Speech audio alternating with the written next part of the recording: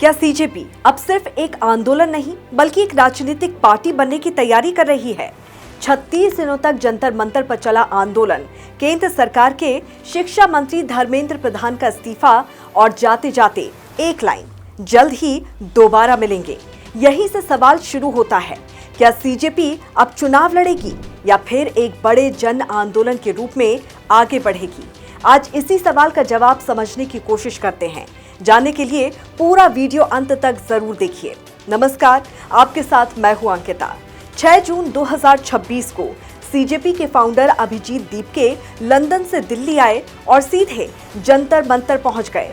20 जून से आंदोलन तेज हुआ, 36 दिन तक लगातार प्रदर्शन चला और 25 जुलाई को धर्मेंद्र प्रधान के इस्तीफे के बाद आंदोलन खत्म किया गया। लेकिन प्रदर्शन खत्म करते समय सीजेपी ने साफ कहा, ये अंत नहीं बल्कि शुरुआत है। दिलचस्प बात यह है कि शुरुआत में अभिजीत दीपके ने कहा था कि उनका राजनीति में आने का कोई इरादा नहीं है, लेकिन आंदोलन खत्म होने के बाद सीजेपी के नेताओं के कई बयान सामने आए। सीजेपी के एक्स टीम मेंबर विजेता दहिया ने कहा था कि राजनीति कोई खराब चीज नहीं है, लोगों को इसमें आना चाहिए। प्रवक्ता आशुतोष रांका ने कहा, हमारे लिए सभी विकल्प खुले हैं। सौरभ दास ने कहा, ये तो ट्रेलर है, पिक्चर अभी बाकी है। और सबसे अहम बात, उन्होंने कहा कि सीजेपी एक पार्टी या मूवमेंट की तरह पूरे देश में जाएगी और युवाओं के मुद्दों पर काम करेगी। यहीं से चर्चा शुरू हो गई कि क्या सीजेपी भविष्य में चुनाव भी लड़ सकती है। लेकिन सीजेपी की सबसे बड़ी ताकत क्या है? सीजेपी की शुरुआत सोशल मीडिया पर एक व्यंग यानी कि सटायर अभियान से शुरू हुई, लेकिन कुछ ही घंटे में इसके सोशल मीडिया फॉलोअर्स करोड़ों में पहुंच गए। इसके बाद सबसे बड़ी परीक्षा थी, क्या ऑनलाइन समर्थन जमीन पर भी दिखेगा? जंतर मंतर आंदोलन ने ये सवाल काफी हद तक खत्म कर दिया। हजारों छात्र और युवा आंदोलन में जुड़े और सरकार से बातचीत तक की स्थिति बनी, यानी सोशल मीडिया की ताकत सड़क पर दिखाई दी। लेकिन व्यापक प्रोटेस्ट और फिर धर्मेंद्र प्रधान के इस्तीफे से साफ हो गया कि सीजेपी की सोच और उनकी मांग से यूथ मजबूती से जुड़ा है। सीजेपी से इस मूवमेंट को एक सधे हुए पॉलिटिकल ऑर्गेनाइजेशन की तरह आगे बढ़ाया। मसलन करीब 400 डेडिकेटेड वॉलंटियर, 8 लोगों की कोर टीम और एक मुख्य चेहरा है अभिजीत दीपके। ठीक वैसे ही जैसे कि नवंबर 2012 में आम आदमी पार्टी की नींव पड़ी। यही वजह है कि कई लोग इसकी तुलना शुरुआती दौर की आम आदमी पार्टी से भी कर रहे हैं।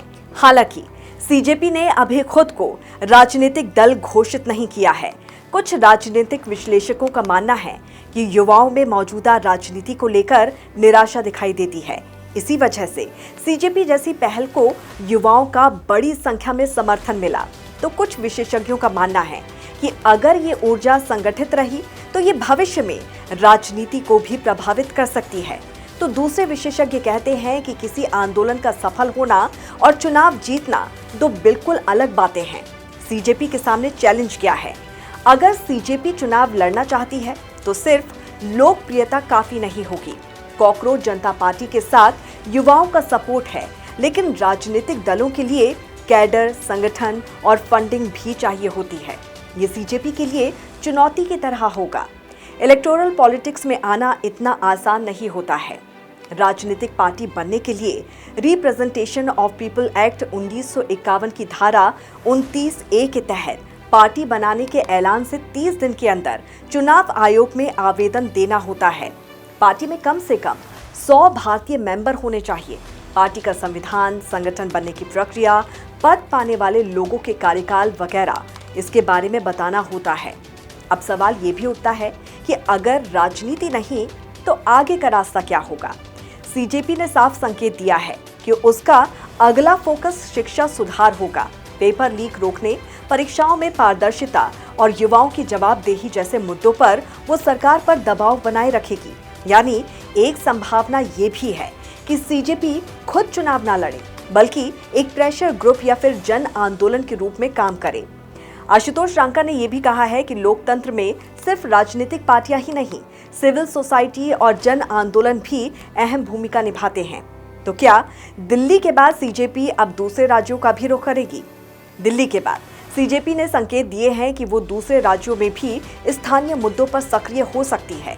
उत्तर प्रदेश में पेपर लीक जैसे मुद्दों पर आंदोलन की बात भी कही गई है।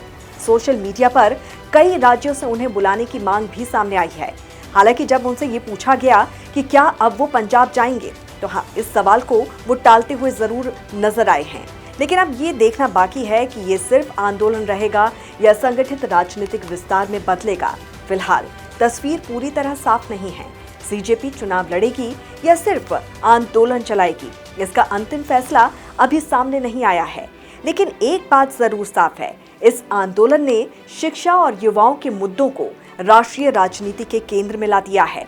अब सबकी नजर इस बात पर होगी कि सीजेपी का अगला कदम क्या होता है। क्या ये सिर्फ एक सफल आंदोलन साबित होगा या आने वाले समय में भारतीय राजनीति की एक नई ताकत बनकर उभरेगा? इस पर फैसला आने वाला वक्त ही करेगा। लेकिन आपकी क्या राय है, जरूर बताइए कमेंट करके। नमस्कार।